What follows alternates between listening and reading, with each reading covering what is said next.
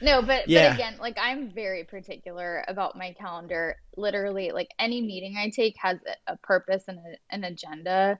And Yeah. I just don't do things unless there's a reason for them. I used to not do that quite as much, and then I would be frustrated because I didn't get certain things done. So I'm like Yeah. pretty ruthless. Like even like getting lunch with someone, I'm like, is this a relationship I want to invest in?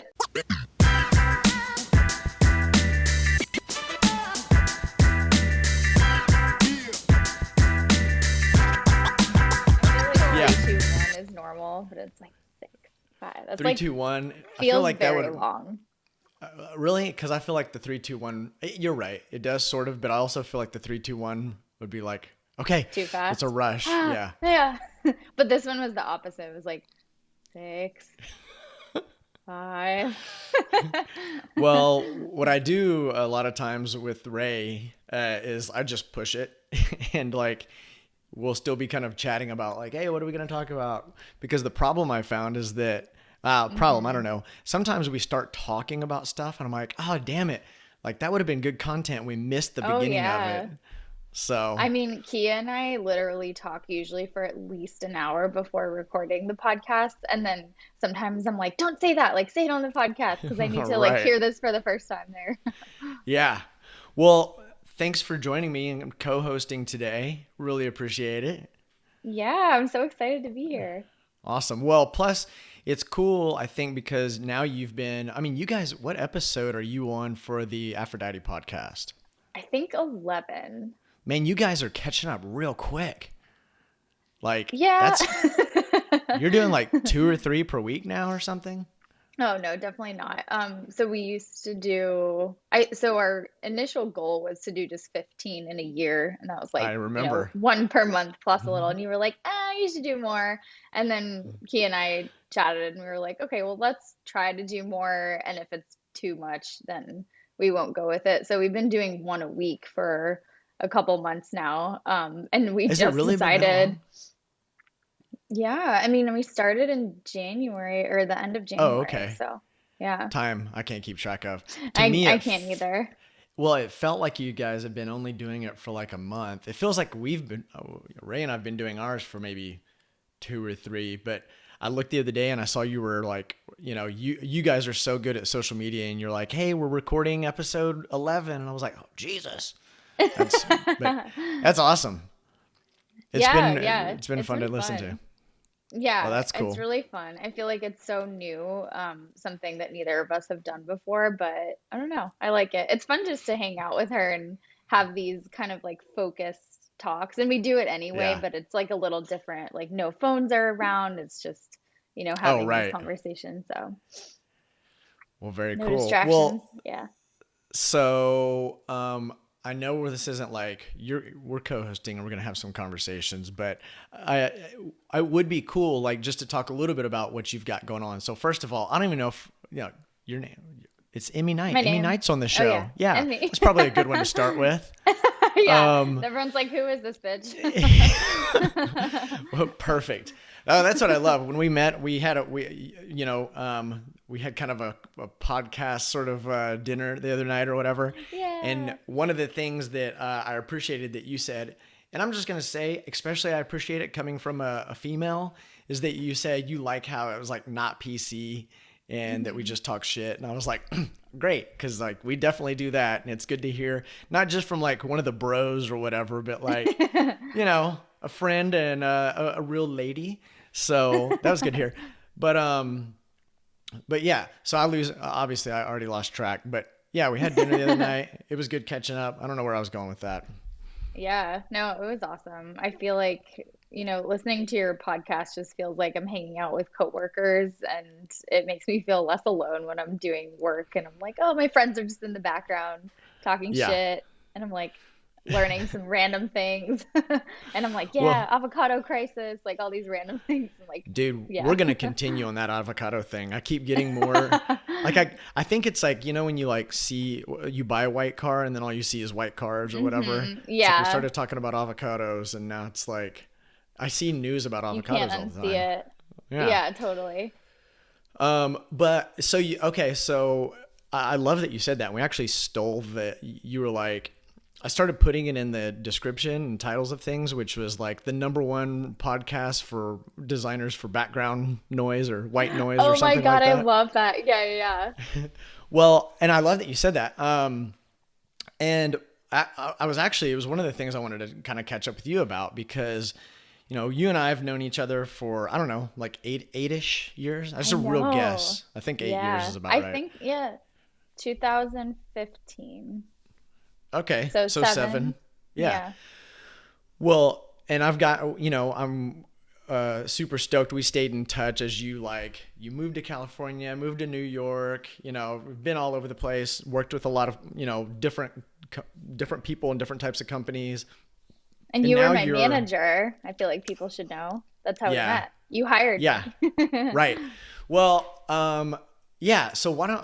So let's put a pin in where I was going. So remind me, you working for yourself right now, remind me, because I do hmm think that, um, sorry if this makes you feel funny, but like, it's like a little pat on the back, but like what was really interesting, and I don't know if I mentioned this to you before, but when you came in, you were the most like prepared and maybe the most confident.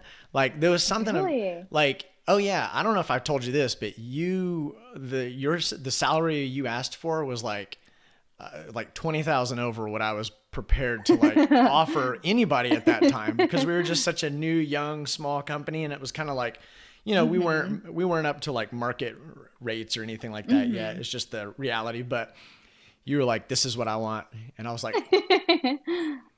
okay. And I had the, all the authority to like hire anybody I wanted or whatever. But once you got out of that price range, I was like, shit. I was like, okay, we have to have her.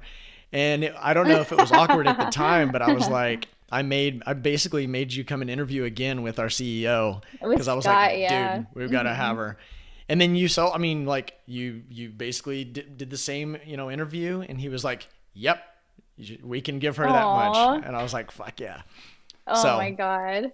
I you were do. kind of I the, remember that. I don't remember being that confident, but I think I was so nervous that I was bad at interviewing that I tried to prepare a lot in terms of portfolio. So yeah. maybe that happened. But yeah, at the time, I had 1 year experience and a bunch of my friends went to different companies and I mean, they were mostly men, I guess, or at least the ones that told me their salary. I was like, how much are you making? And they're like, 80, 90. I was like, cool, great, that's what I'm gonna make. And then I Yeah. asked you guys, and you guys, I remember you were like, yeah, that's a bit high. And I was like, yeah, I mean, it's what my male coworkers are making with the same experience and the same resume. And you guys were like, okay, Yeah. we'll talk about Yeah. it.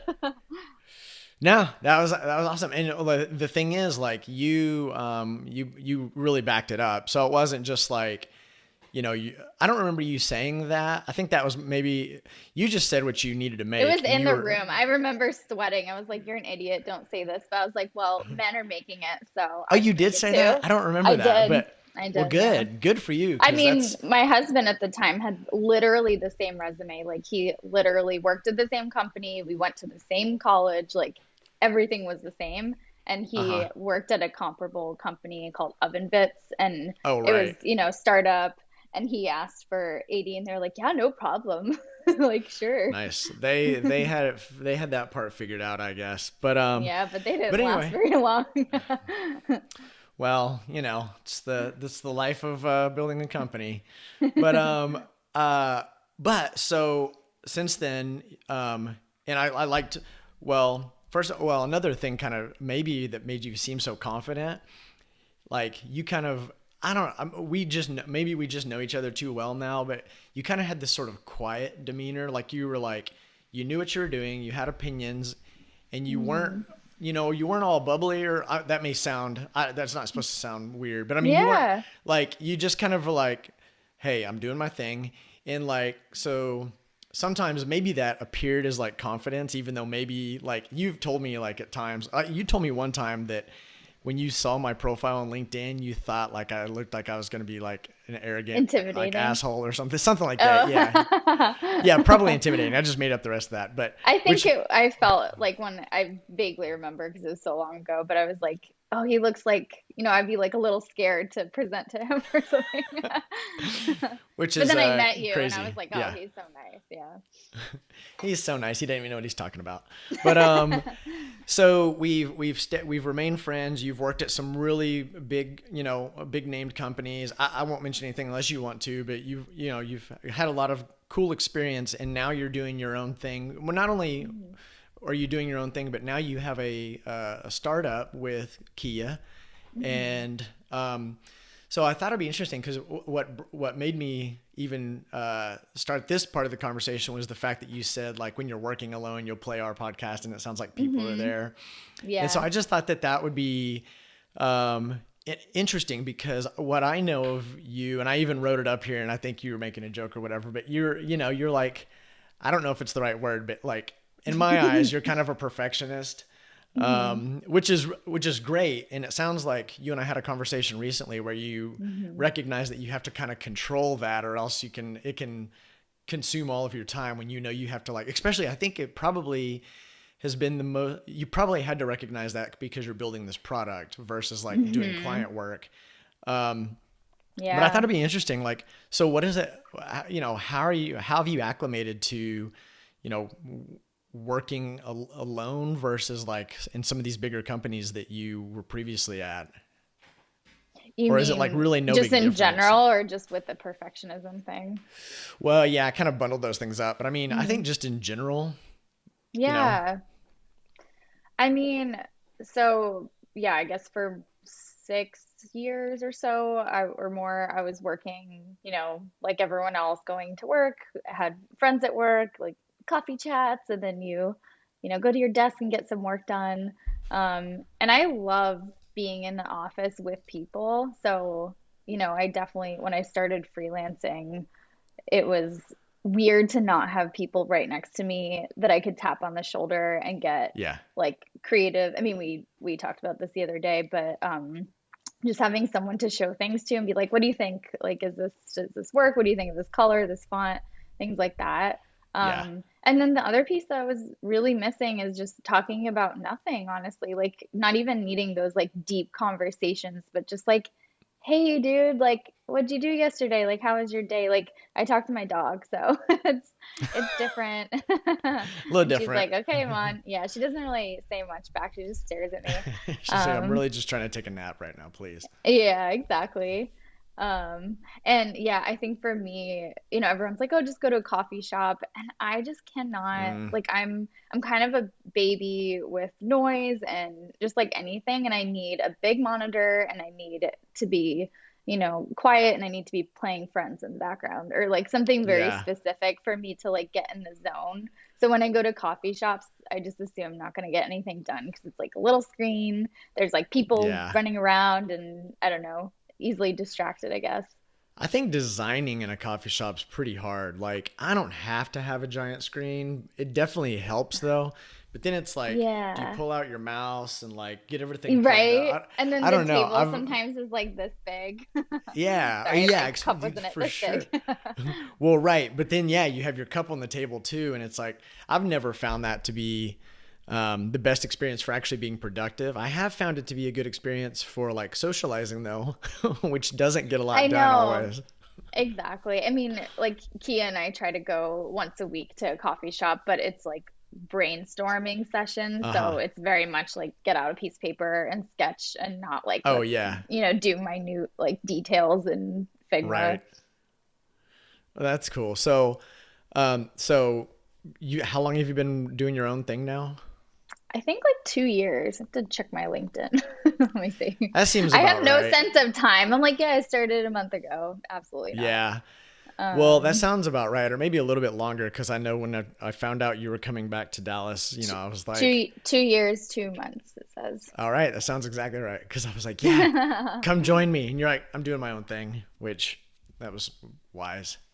Yeah, But I mean, it's like everyone is so different, and I think the corporate structure at Google and like that's where I was working before I went off doing freelance work, it just felt very inefficient. And I was like, Mm-hmm. I want to work on a small team and I want to actually make an impact because some of the things, like most of the things that I'd work on for 3 years, like never shipped.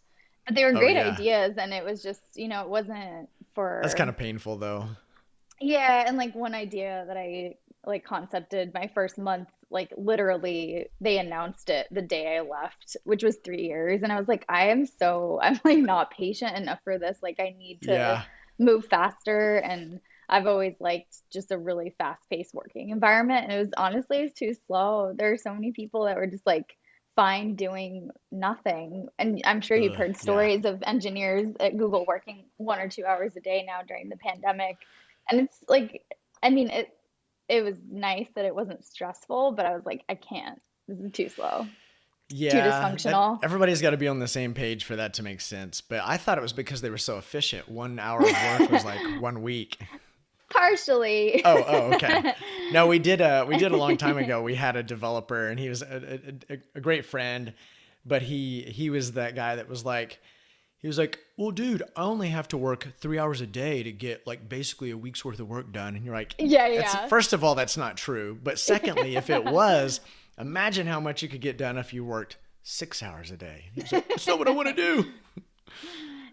I mean, I feel like as a creative person, I do understand. Like, I don't typically do 8 hour work days, but I'm like, Yeah, I have my list and then I put on my headphones and I like go at it like a maniac, but then I like can't do anything after because I'm so tired. So I do try to get work done in shorter spans of time, but you yeah, can't work an hour a day and think like that's not right. the maximum. Like the maximum is probably like 4 or 5 focused hours, not like one is like, all right. One is just like the warm up so that you can work a solid 3 hours after that or whatever. Yeah. Yeah, I'm with you. I've actually, so back when I was having a lot more meetings, I would try to like block out, or if I had like an hour, I may Hmm. have told you about this before, but like I would try to, I wanted to keep my actual design chops up. And like I haven't been doing like hands on design work in many, many years. And so I'd have these 1 hour blocks come up, and I'd be like, you know what? I've got this little pet project I'm working on, or, just something that was nothing, but it's something for me to design and think through. And I would try to Hmm. make progress in an hour, and the hour would go by so quick that I for like, I really thought, I was like, I can't do this at all anymore. I've lost it. It's pretty ignorant because like once I realized if I had time, like I've told this story before, but basically like, a couple of employees, like, well, our good friend Anne Marie, she was off getting married, and one of our other Hmm. team members was like, went on a vacation, unexpected vacation, and we had a client that was like, "Hey, we want you to start on this." We just like sold the biggest deal we had ever sold for design, Hmm. and they're like, "Hey, we have this other thing we want you guys to work on, but we need you guys to start like 2 weeks sooner." And I was like, "Oh, well, we're not gonna be able to start 2 weeks sooner, but it'll be fine. It'll be fine." And they were like, "That's okay. We'll just get this other design company to come help." And I was like, "Hell no, I Hmm. don't want to You're do like, no, that." I'll do it. That's literally what happened. I was like, "Hey, guess what? You get me." And I was like, "Oh my god, am I going to be able to do this?" So I told, the other executive team, I was like, "Hey, I've got to bow out of all these meetings. I have to focus on this." And once I Yeah. had like an opportunity to spend full days doing like, design work, I actually like I kind of impressed myself. I was like, "Oh shit, I haven't completely lost it." But it was Yes. because I had all that focus time, like where Yes. I was so stupid to think I could get anything done in an hour. Like I really do think like, Yes. Oh, 30 minutes 100%. to an hour is kind of like you start to get into it. And then like once you Mhm. really get into it, it's like, please don't anyone bother me, like, cause it's going to fuck it up. Totally. I mean, having like been doing freelance for the last couple of years, I've learned that I cannot context switch as much as I thought. So Mm, I always calendar block like what I'm going to do that day. And sometimes I would have like, 4 or 5 different, very different tasks. And mm-hmm. recently I've just been like, nope, I need 4 hours to like work on this and I'm not working on anything else. And then the afternoon, I usually do like the morning block and the afternoon block. Yeah. And it has to be, I can't do more than that because otherwise my brain is just overwhelmed with like, I don't know, Dude, it's just using a different part of the brain, I I feel like, you know? I think that is one of the most important things to figure out. Because, so a few things. One, I think it's pretty widely known now that like science has, has shown that like multitasking isn't like It's a myth. actually, yeah, it's bullshit. You can't actually get much done. Actually, you get less done. Well, I've mentioned this before on the podcast, so I'm actually going to have to like find the research. There's this young lady that I was a part of UTD Brain Health, which was a client of ours, and one of the things they talked about that was they found highly attributed to early onset Alzheimer's was context switching, too much context switching. Mm. And so when I saw that, I was like, oh my God, me and the whole executive team are going to have Alzheimer's when we're like Yeah. 50. And Right. I'm going to have to get the actual, I'll have to have her on here sometime if she's Oh, willing. yeah. But That would be so her interesting. name's Julie Frattinoni. I'm probably saying it wrong, but Sounds she wrong. started doing some stuff on Instagram, so it's pretty interesting. I'll link her up there. But yeah, super interesting stuff. But I have also realized that if I don't, so we all have a lot going on. Like you have client projects, you have social obligations that are, I say social obligations, like yes, you need to have social time for yourself and to maintain friendships, so it is important. Hmm. And then you have your own product that you're launching, and there's a lot of components to that. So like for me, I have a lot of things going on too, and even You if have I a start kid. right. If I even start thinking about all those things, I can get so paralyzed that like Yes. I can spend an Yeah. hour just in my brain jumping back and forth and not I actually making mean, anything happen. yeah, so I've been thinking about this a lot recently because planning for a startup, you obviously need to think ahead and plan all these tasks. And so we created this roadmap a couple weeks ago, and it basically, spanned for the next like 6 months to a year in terms Nice. of like timelines and what needs to be done for certain things. And so we went in and we're like, okay, in order to create a pitch deck, we need to, look at pitch deck examples, understand, why the structure is the way it is, create the first draft, run it by people, like all these different steps for just one deliverable. The same thing is for the app, right? I'm managing engineers for that. I'm like pretending to be a lawyer because my dad, who's actually a lawyer, is like, yeah, just, take the terms and conditions from another dating app and change the name and then send it to me. And so I'm doing all of these things in parallel.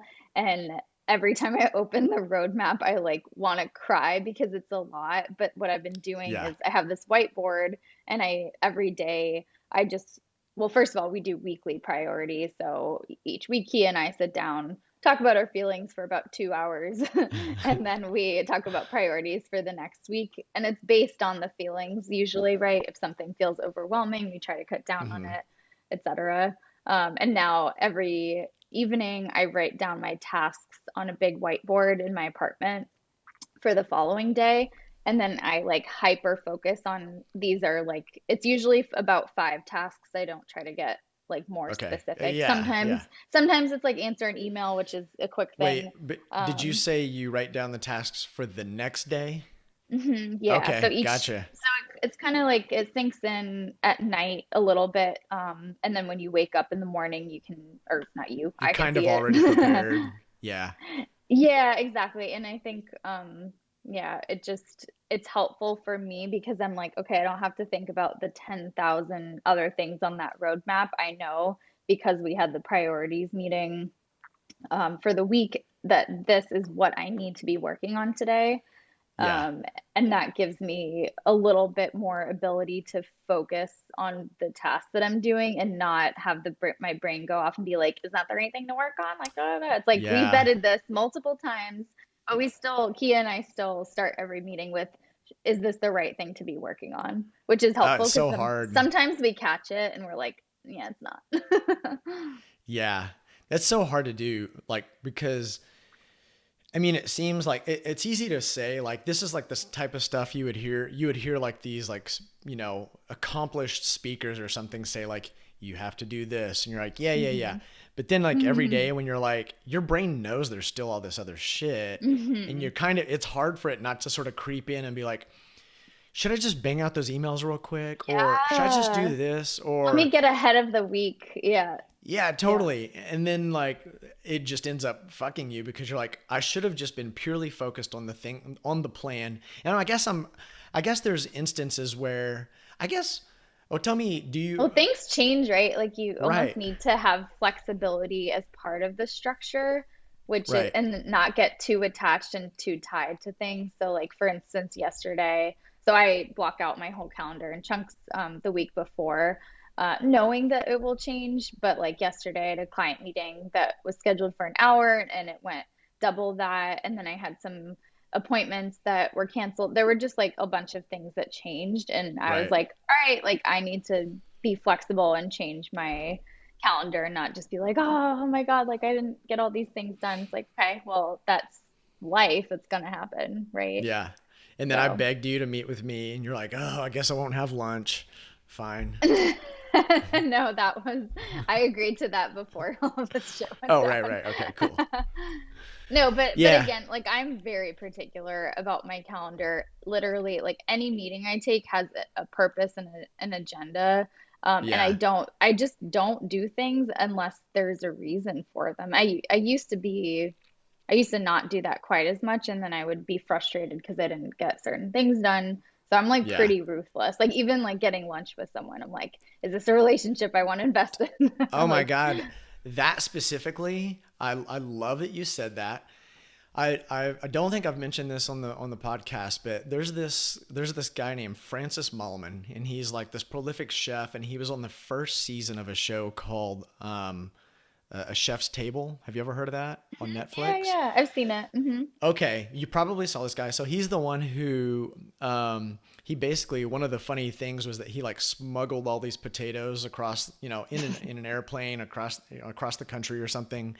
But one of the things that he said, now he's obviously all these guys are kind of like weirdos. They're such Hmm. geniuses that they're also just totally weirdos. Well, this guy, Yeah, yeah. he's the one, I don't know if you remember, he like lives on this island and he has like a young wife and a little child that he takes a boat to go see. But anyways, one of the things that he says, he's like, as I've gotten now, of course, he's like famous, especially in the chef world. Like, if you're a chef, you Hmm. know this guy. So Hmm. he's like, yeah, all these people all these young, friends that I had when I was younger, they'll send me messages and they'll be like, Francis, you don't like me anymore. You won't spend time with me. You never, follow up with me. And he was Hmm. like, no, I love you. Like we had our moments, our time together, and I would never change that, and I'll never forget it. And it was part of what made me who I am. But we don't have to continue to try to relive what we once were. Hmm. We're both Hmm. growing and moving in our own futures and our own past. I'm totally butchering it, but it was something to that effect. Yeah, And yeah. and the reason that stood out to me is because, like you said, I found myself accepting because everybody wants to go like have a drink and catch up, especially people that Hmm. you knew 5 years ago and you see them at IKEA or something like, oh, we should catch up for a drink or You're whatever. like, yeah. Totally. And I found that like I was committing to these you know drinks, and it wasn't that I wasn't having an okay time. It wasn't that I Hmm. was like, no, I don't want to see these people. But what I realized is that like I wasn't even giving the people that I really like wanted to spend my Hmm. time with that much time. I was Hmm. committing all my time to this. So like now I'm the same. Like we'll say hi, or I mean, I will very much not take a a coffee date or a drinks or a lunch unless I think like this is good for me and this person, not just because we just saw each Because you other. have And it time. may Hmm. sound kind of like a dick or whatever, but you only have so much time, and you really And need and to that people value it. forget, like especially introverts, I feel like it's like you lose steam the more you're around people, and so Uh you huh. have to, it's not just that half an hour or hour that you're out at coffee, it's the hours after that you could have had energy to work Oh on your right. project, but you're instead tired and need a nap because you spent an hour with someone that didn't give Yeah. you energy. Right. Well, that's so question for So you. we're both ruthless. We're both ruthless assholes. No, but I think that everybody should really be that way. And I mean, shoot, even if, I guess it could maybe not feel good if you're on the other end of that, but like, you know what? Like, Yeah. just I don't worry, think that's don't worry the about it. no, 100%. Yeah, definitely. It's like no one can explain that in a way that wouldn't hurt your feelings if you're the Well, one wanting to, here's yeah. the thing. I think if so, say we'll just take you and I for example. If I was like, let's catch up for lunch, and fortunately you still like me and you're willing to have lunch. But no, say for example you're at a point in your career and we hadn't seen each other and you're like a little bit busy, and you say, yeah, I really don't have time for lunch right now. Well, if I really Hmm. want to, I've got to work at it. I've got to show you. I have to do something to remind you that there's value in our relationship. So if you're on the other end of that and you really want it to happen, hey, guess what? Uh-huh. Like, I guess I'm just like making this shit up, but I think like if you're on the Yeah. other end of that, like, so sometimes it happens because like you are in a position where somebody is like, oh, well, I know this person who, like, for me, I was the head of, our design department. And so maybe they wanted to know if there's opportunities or how I could help or whatever. Like, Hmm. so I could see, like, okay, this person, like, I guess persistence is kind of a thing. There's definitely been people that I've For hired because they're sure. persistent. Yeah, I mean So, that's certainly a skill. And I feel like even the people that are like, okay, great. When are we meeting? Okay, that day, does this day work for you? Okay, I scheduled it. Here's the calendar. Like that type of thing. And I've probably yeah. been that person too. Oh, I you think I did totally that. are. But it's kind of that like efficiency mindset that I have where I'm like, we're either doing it or we're not, but I want to get it out Yeah. of my brain and just like get it done. I think that's another But good point. I think yeah. if you were to even come at it that way, like, hey, I know you're busy, don't want to waste your time, but I would love to catch up for coffee Hmm. for, and you pull the bullshit line of like 15 minutes. Coffees don't ever last 15 minutes or whatever, right? Nothing ever lasts 15 minutes. Yeah. But That's yeah. what she said. No, I think that's cool. Yeah, really making sure. So I also, what I really love, because I don't know, I don't talk about calendars enough with people. That sounds so lame. Hang on. Wait, let me I back up. know. Let me, I feel like I often find myself talking about like task management and I'm like, am I a nerd? yeah. Well, you sent me a script, which was kind of funny. You were being very efficient. You were like, I was like, hey, you have time to catch up? And you just sent me a screenshot of your calendar. You're like, what works? I was like, I yep, know. yes, ma'am. Um, Okay, I think but I was it, about to hop in a meeting and that's why I did that. Normally I would have no, been like, no. these are the time slots, but I was just like, I know you well enough. Like I probably wouldn't do that with anyone, but I was like, Oh you no, won't be like I I'm liked being it. a jerk. Just to be clear, it made it very easy for me to go like, "There's a good time." Yeah, Yeah, I'm and like then you were have to. like, you do need to eat lunch. Right. Yeah, because that was on your calendar, I and we have were. to schedule lunch and otherwise I forget to eat. Um, I don't forget to eat, but I still schedule it. But so Hmm. on the calendar talk, so I know so many people that just really don't use one at all. Wait, It's really calendar?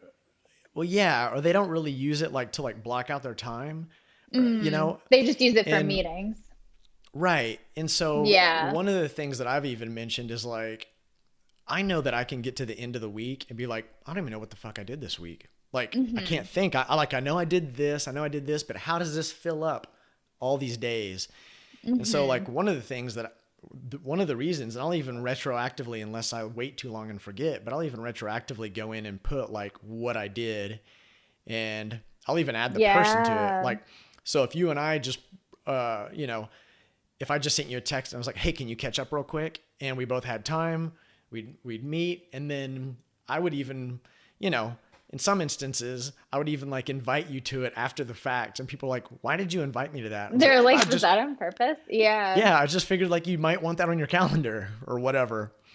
But I'm the same way. I love even our meeting right now. We didn't have a shared invite, but I moved the time slot so that I Oh, right. can prepare for the rest of the day knowing Yeah, so that it's it's accurate. like yeah, exactly. It has to be accurate, I'm guys. with you. I'm with We're you. super cool. Well, cool. Well, so we have. I mean, man, this has been good, just banter. A lot of times, I have to like reference the sheet and be like, okay, what do we want to talk Yeah. about? But I did want to actually take a pause and see if there was anything specifically on the on our sheet that we shared that anything you want to dig into. Okay. Let's see. The Well, perfectionism one is interesting. oh yeah, that's right, and that's the one where Working you. with developers, that's a good one too. Okay, well, cool. Well, let's start with like. So I know I kind of. Do you think you're a perfectionist, or is that like when somebody says, "Okay, you do"? So I never know. Yeah. Like, you know how like people, I because you think I'm even wrote like, self-aware. "What?" I Yeah. was kidding Oh, because I I know thought you it was were. so That's why I obvious. wrote. That's why I wrote. I'm obviously talking about me, which is obviously not Yeah, true. yeah. Well, so tell me. So I think one of the things that I mean, I know there's a lot of designers that maybe may proclaim they're perfectionist. Maybe they are. You're one of the only ones that I've worked with where I've gotten to see you iterate the same screen maybe 100 times, and it gets better. You're And it's like, one of the your things. mental illness is at a whole nother level. Your mental illness is going to do us so well. But no, it's one of the things where you know when you're estimating what it would take you to get something done, and you're like, yeah, I could get Hmm. it done in this amount of time. Hmm. You were kind of the seeing you work and iterate and how much better it got over time was Hmm. one of the reasons that I would start even just like knowing we could get things done. I'm just making stuff up, but say we could get this project done in a week or whatever, this first design done in a week, making stuff up. Hmm. And I would intentionally like get as close to doubling that if it didn't make the price. I mean, if I could still sell it, I would give us as much time as possible Hmm. because, but with the team, I would still give this timeline that because I would work with the team to say like, what do we think this is going to be? And if they were like, hey, it's going to be about a week, I would say, great. I would sell it to the client as 2 weeks, if Yeah. I could. I still wanted the team to be working on a week schedule because you know how it works. Yeah. Like if you have a week, you'll get it done in a week. You have 2 weeks, you get it done in 2 weeks. Right. And So then you don't really have enough time, right? I feel like to to iterate, to really make it better because it's like right, that's just the first draft. Yeah. right, and which usually is like pretty good. Or if it's not, we're gonna make sure it's at least Depends, good. yeah. Right. But yours was good to start with. And then like the fact that like you had that time blocked and this was before you were like running all your own companies and shit. So Yeah. like you're sitting there with like, okay, I can either fuck around and do nothing or I can continue to look at these designs that I created and like, oh, I could do that better. I could do that better. And the Oh difference yeah.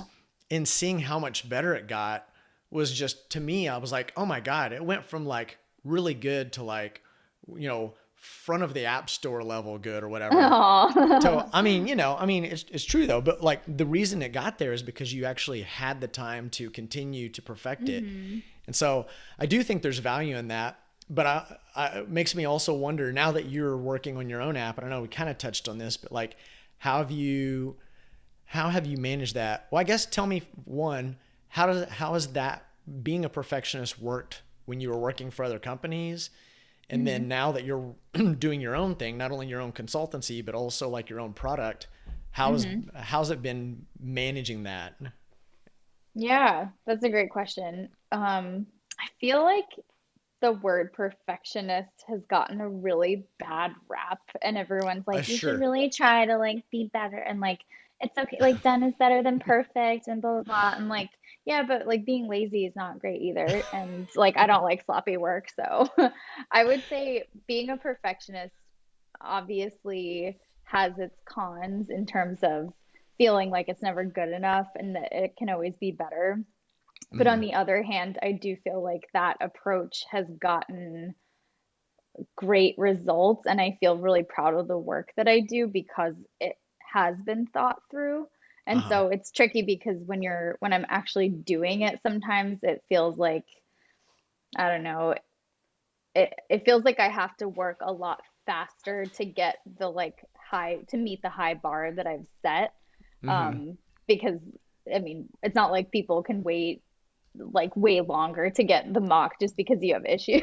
So Right. I think I train myself just to click really fast and move things Well, quickly. are you working faster to get to that first version so that then it gives you time to like iterate? Is that kind of how it works for you? Do you need to see something initially to be able to start getting into the mode? I guess you kind of do, right? Or how does that work for Yeah, you? it's interesting. So when I was an intern, this was in 2012, I was working in a packaging design company in London, and my manager, or maybe he was just a coworker, but he was like, I don't know, maybe 10 years older, something like that. And I asked him for feedback, and he was like, "You focus on I forget what he said. He said it really nicely, but something like you're focusing on the wrong details sometimes, and it's okay to be detail oriented, but you have to know like when and Mm, where to put that effort. And I feel like that's something that really stuck with me, where I have to remind myself to zoom out to the big picture. And so often, even with my clients right now, if we're doing concept work, it can be like boxes and it's like squares and circles to represent certain things. mm-hmm. And I'm not like a perfectionist with that because I know it's going to change. But once I Right. know we're going to literally like build this and give this to engineers, I think that's the time to be detail Yeah. oriented. But anything before that, you should be focused on like, should we be building this? Like, is, just vetting the concept and doing that in a certain order. So I think that's where low fidelity mocks can be really helpful for perfectionists, where it's like, it's okay to like make the circle perfect and stuff like that.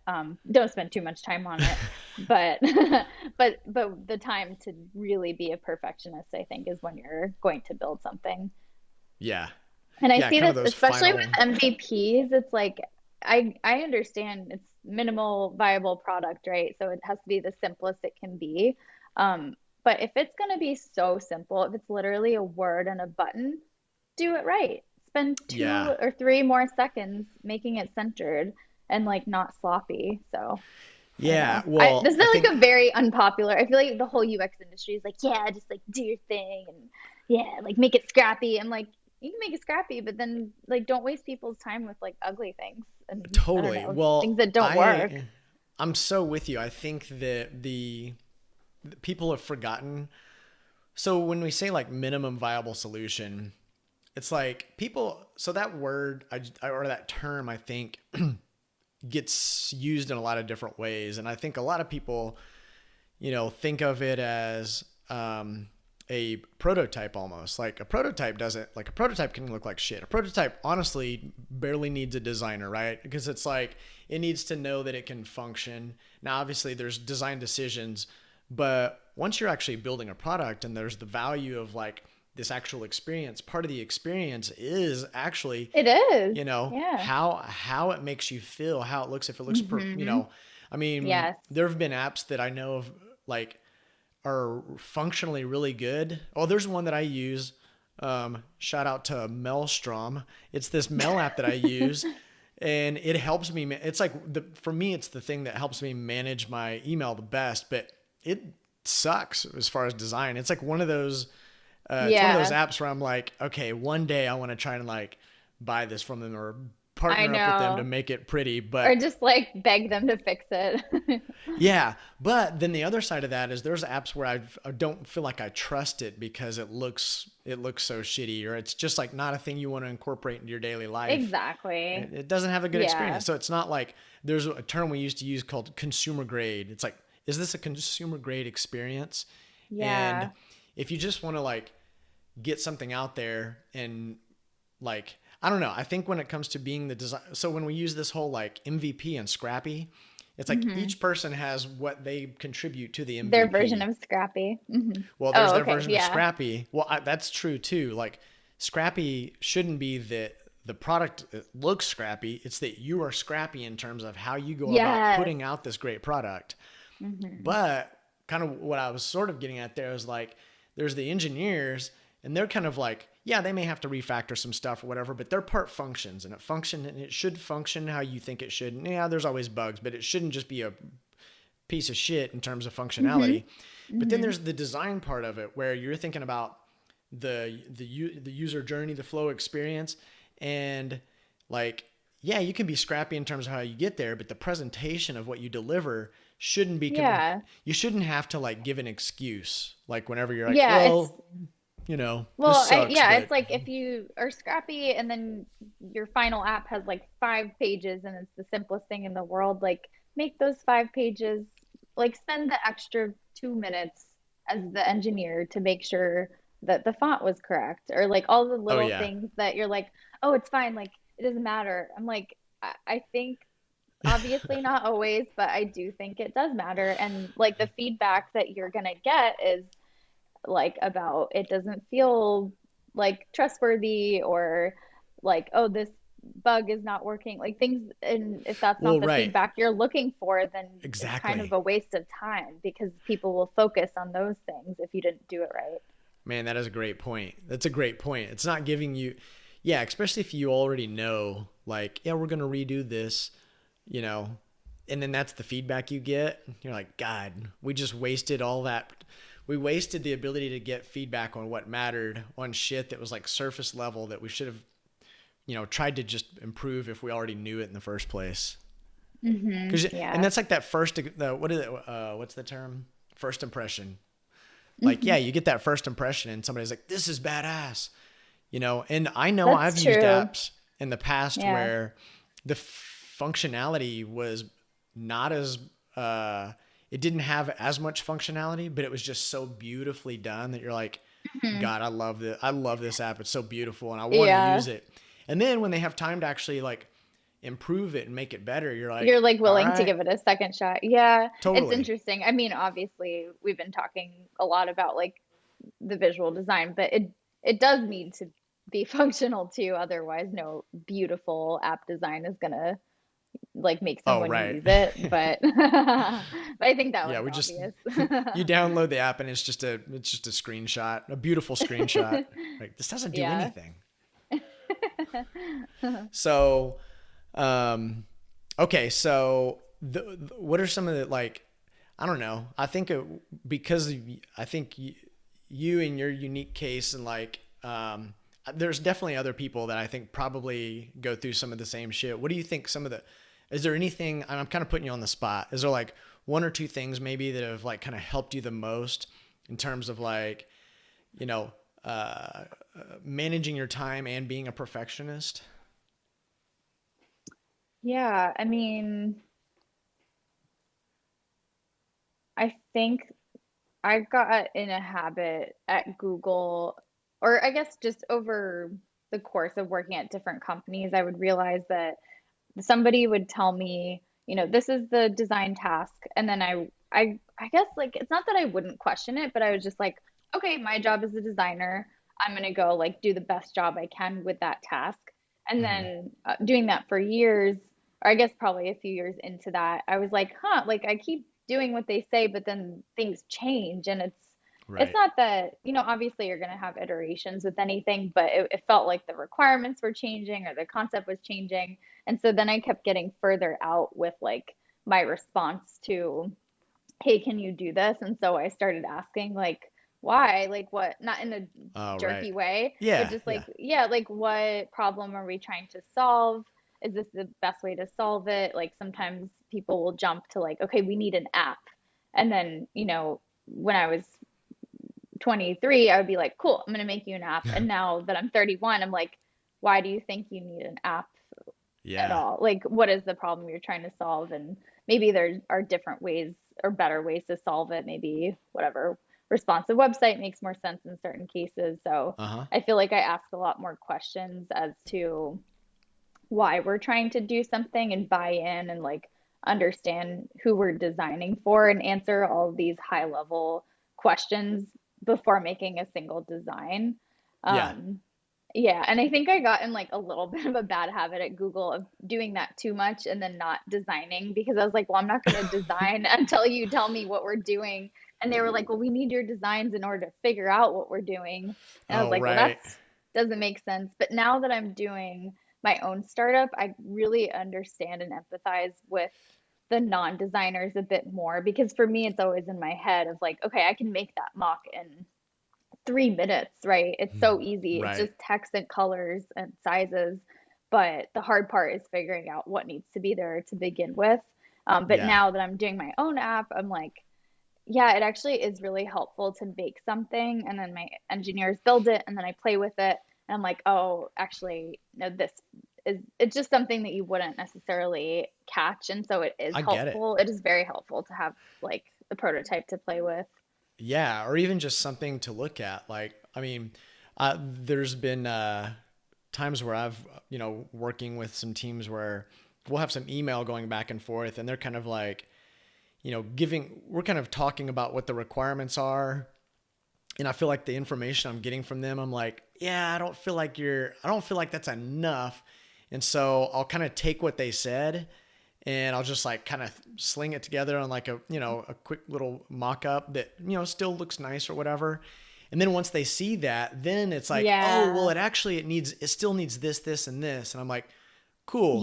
It's just Yeah. like the ability to, it kind of gets you on the It's same a page in it's a terms of what form of you're, communication, right? And I think right. especially with clients when you're not producing like visual work, they get really antsy. And so Oh, like in the right. perfect world, if designers just had it their way, we would probably be like doing a month of research and then a month of, figuring out vetting features. And so it's like months of like nothing with design, but clients would be like, "Oh my God, we paid for you to Oh, make a yeah. design. Like we're Shitting their freaking out." pants. So it is kind of a tool to like, you know, instead of just verbally explaining things like if this and that, you're just like, Hmm. here's a mock, if this and that, and they're like, oh, I get Right. it. Oh, cool designs. Okay, yeah, we see that. Yeah, that makes Yeah. a lot of I mean, sense. we're all kind of visual learners, so makes Yeah, sense. yeah. Have you run into any issues? I know you work with some of the big consulting companies, and they're kind of like, I feel like they sometimes might be the kind of client that's like, no, we've got it. We know what we want to do. Here's the Okay. stuff. Do it. Like, have Mhm. you had any instances where you're like, hey, can you explain a little bit more of this to me? And they like don't take that well or anything like that? Um, I haven't run into like negative responses when I ask questions. So the Hmm. two times that I haven't worked with like the big consultancies like too much. It Okay. was just one. I really wanted to focus on small teams, and so I kind of made the exception to work with them just because I was like, okay, I'll get some, Maybe because I quick begged you to. I cash. don't know. And yeah, I was like, so I can work with Steve. Um, but I would say, so they came in with a pretty specific idea of what they wanted, and I asked questions about why, and it just made sense to me. Like it was very logical. And so Hmm. for that reason, I was able to just like go full on into like Gotcha. bringing it to life. And I understood that the intention of the designs was to show someone in leadership what it could look like. And so I kind Hmm. of knew what details to focus on and what details not to focus on. And Hmm. so if the intention was like, hey, we're going to build this starting next week, I would have approached it differently. But the way I thought about it was like, okay, we need whatever it is, like 20 screens and a clickable prototype so that Right. somebody with a non technical, non design background can look at it and get it really easily. Like that's kind of the approach Yeah. that I took with that. But I would say like it was a team. I think it was 5 men on their side, and then it was me and one of the other designers at Dialexa. And um, I felt like at first, it's not that they didn't trust us, but they hadn't really been through the process too much and they didn't know like all the details of what goes into actually building apps and things like that. And so there was Hmm. a level of education involved. But I don't know, they were all very smart. And by the end of I think it was 4 weeks, or maybe was it 8 weeks or 4 weeks? I can't remember now. Yeah. But at the end of the engagement and towards the end, they started trusting us more and more. And the beginning, I felt a little bit of like with any new people you're working with, they're like, oh, like what's gonna happen? And then Yeah. we continued to deliver, and they were like, okay, they kind of like exhaled a bit. Yeah. No, that's a good point. I mean, they did. big consultancy, I won't say it always works out this way, but they did do their research, kind of the preliminary sort of idea. I think Yeah. you made another good point, which was they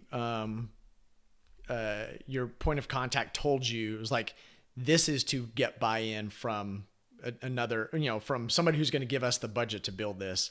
And so knowing that, it's like, oh, I don't have to worry about this being launched in the app store or something. Like, we're literally like, Yeah. and in some They're instances, just I don't trying to know get how. the funding to do Right. that in the first And I place. don't know how Yeah. you feel about this, but in some instances, it's like, make it so perfect that it's like actually almost not realistic, but it's like the Hmm. vision of what you're wanting to sell. That way they're like, Yeah. yeah, okay, cool, I'm on board.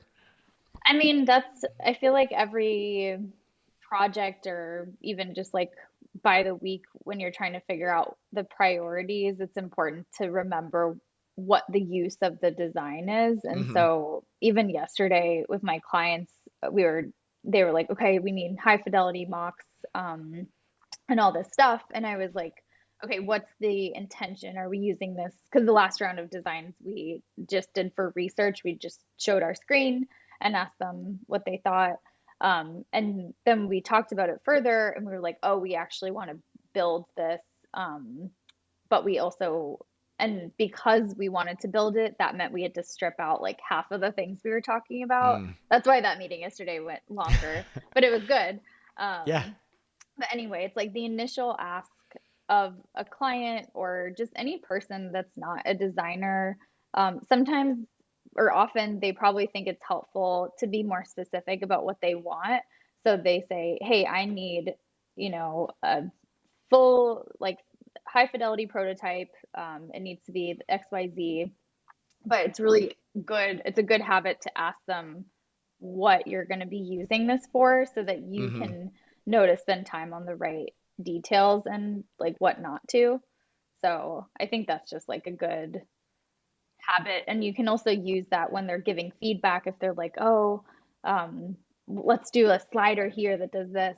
And then you can be like, okay, so if the intention is to, pitch this to a higher up, is this slider, part of the bigger vision? And if the Right. answer is no, they kind of often will just answer their own questions with my questions that I ask them. And Uh-huh. it's not, I never like ask questions in an antagonizing way, like, oh, you should know this. It's like, genuinely like, okay, I'm trying to Right. like help you achieve your goal. And then I bring the goal back to them and they're like, okay, yeah, that makes sense. So I don't know. Right, where It's, it's just like you're like confirming the value. You're like, okay, cool. yeah. So I know, yeah, is this going to be one of the things that you guys think is really going to add value to what we're trying to pitch? And usually it's really obvious, like you just said. It's like once they actually say it, like, oh, no, I'm just thinking about what I think is cool, but actually that's not going to add any value in this instance. Maybe it will later down the line, but no, you're right. Hmm. Let's focus on more important things right now. Yeah. And everybody's different with how they react, but I feel like in general, I've had pretty good reception. Like people Yeah. aren't like defensive about their ideas because it's like we're all here for the same reason. We have the same goal. And usually, I don't know, once you start asking those questions, the answers are the same for everyone. Yeah, pretty much. Yeah. And at the end of the day, if they're the client and they're paying you, especially hourly, you're like, yeah, I'll put the fucking slider in if that's really what I you mean, want. I wish I was more like that. I'm kind of like, I'm not gonna do it. Like I need to buy in, which is not a Actually, great quality. no, I don't know. I wish I was more like that. So, but well, hey, we are actually up on an hour. Can you believe we've been talking for Wow, an hour that already? flew. Yeah. So I have to jump, but I really appreciate you joining me as the co-host today. It was awesome. We've been meaning to like, you're an upcoming guest on the podcast anyway, and I just figured, you know, let's just jump in and see how this goes. But it was a really Yeah, good show. I really appreciate it. this was Um, super fun. Let people know kind of how they can find some of the projects that you're working on or your own stuff or whatever stuff you want to Mm, share. okay, let's see. You can follow me on Instagram at, I changed my handle. I think it's Emmy Night Adventures. Okay. I And saw that actually. then the Aphrodite app is the other handle. Yep, and it's the Aphrodite app. The Aphrodite app. And then our podcast is also, I think it's just Aphrodite podcast. I should really know all these Sweet. things. I'm like, I think my handle is this. Hey, I get it. Well, you guys are really good at promoting yourself through social media, so Oh, thanks. we're I trying don't to think take we're good. We cues have a from you. hundred followers, so please don't. Oh, I don't know. It seems good to me. You guys are always like posting stuff, but Yeah. well, cool. Well, looking forward to having you on in the future again and hearing more about the progress you've made. I'm really looking forward to you guys launching. I mean, I'm not Yeah. like a use case for it, but obviously I'm We'll going to get you download it and in play the with it. test flight though. Yeah. We Perfect. already have a test flight going, so Awesome. yeah. All right. Well, thanks, Amy. Until next time, I'm Thanks Stephen so Ray. much. This is Amy I'm Knight. Yeah, I Emmy. always fuck up the end. I don't know. Anyway, all right. Have a good one. Talk to you soon. Bye. All right. Bye bye.